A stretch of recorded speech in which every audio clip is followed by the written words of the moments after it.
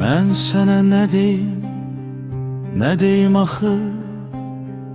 Qəlbinin hakimi sənsən gözəlim. Gözümdən göylərə çəkilib yuxu, bir cırıq yaxamdı, bir də özəlim.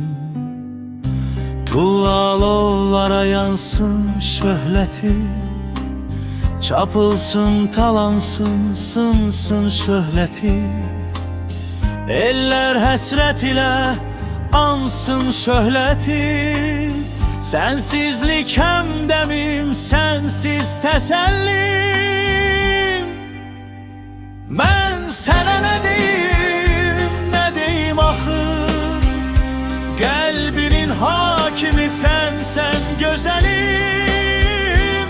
Gözümdən göylərə çəkilib yuxu, bir cırıq yaxamdı, bir də özəlim.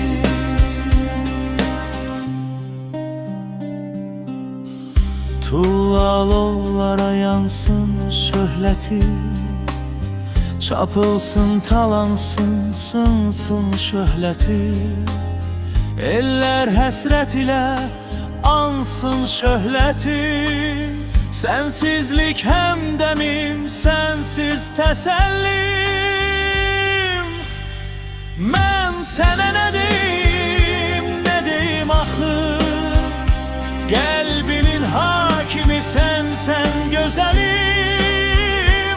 Gözümdən göylərə çəkilib yuxu, bir cırıq yaxamdır, bir də özəlim.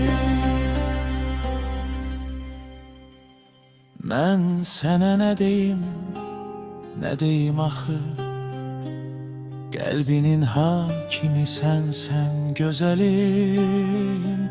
Gözümdən göylərə çəkilib yuxu, bir cırıq yaxamdır, bir də özəlim.